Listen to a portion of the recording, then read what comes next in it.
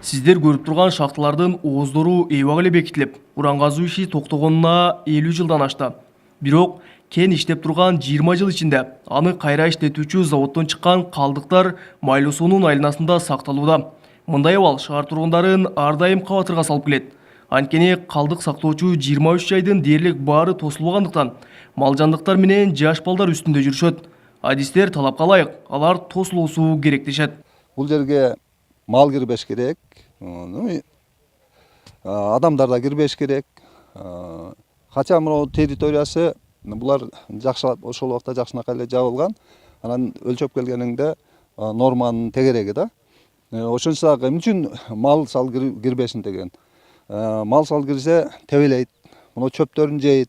Анан эрозия башталат дагы, жаракалар пайда болушу мүмкүн.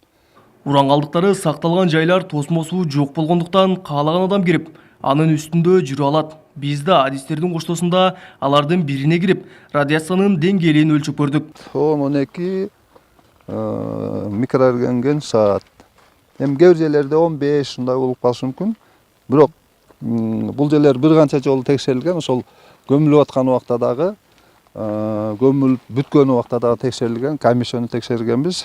Негизинен көрсөткүчтөр ошол 15 микрорентген сааттын тегереги. Бул табигый фон менен барабар да. Анткени менен жергиликтүүлөр мындай маалыматтарга ишене беришпейт. Алардын пикиринде уран калдыктары бүгүнкү күнгө чейин элдин саламаттыгына олуттуу зыянын тийгизип келүүдө. Мен өзүм эле ушу рак оорусу менен ооругам. Неберем рожден порок сердца болуп төрөлдү. Ошол жерде эле биздин кошуналарыбыз көп эле выкидыш болду. Ушу ичинде эле уже при беременности ичинде эле балдар опухоль бар экен, андай бар экен, мындай бар экен деп ошо выкидыш болгондо ичинен ошондой болуп төрөлүп атты да, неме болуп. Анан дагы төрөлгөндө эле уже бирөөркүлөрүнүн мындай бир колу жок, бир буту жок болуп, ошондо эле мертвый неме болуп төрөлүп аткан балдар. Деген менен жергиликтүүлөрдүн дооматтарын дарыгерлер ар дайым четке кагып келишет. Майлуу суу шаардык оорулардын алдын алуу жана санитардык эпидемиологиялык көзөмөл борборунун башкы дарыгери Немат Мамбетов радиациянын деңгээли 100 микрорентген сааттан жогору болгондо гана адамдарга жана айланага олуттуу зыянын тийгизерин айтат. 39-магазин деген район бул жер.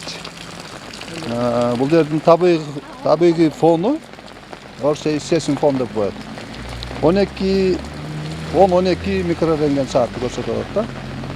Жана 6-чы косакранчы барып көрдүк эле, жаңы неме болгон, консервация болгон. Ошол жердеги фонду көрсөтүп атат да. Бул табигый фон. Шаардын ар кандай жеринде 10, 12, 15, 19га чейин микрорент саатка чейин жетет. Буга чейин уран калдыктары көмүлгөн жайлар жаан-чачын менен дарыяга кошулуп, аны Майлуу суу шаарынын тургундары ичип жатканы айтылып келген.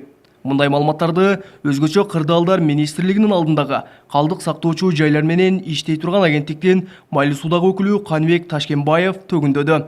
Ал жыл сайын 3-4 миллион сомдон каражат бөлүнүп, уран калдыктары сакталган жайлар оңдоп түзөөдөн өтөөрүн билдирди. Артында азыр көрдүңөр, селе ловушка деп коет орусча, сел кармап турган. Катуу жамгыр жааганда сел түшүп келген сел кумдары берди ойнойт дагы, мына отводной каналдар менен сайга түшүп кете берет. Мына хвостохранилищенин үстүнө суу түшпөйт. Сел суулары атайын арыктар менен калдыктарды айланып түшөт дешкени менен уран калдыктары сакталган жайлардын 6сы дарыянын жээгинде жайгашкан.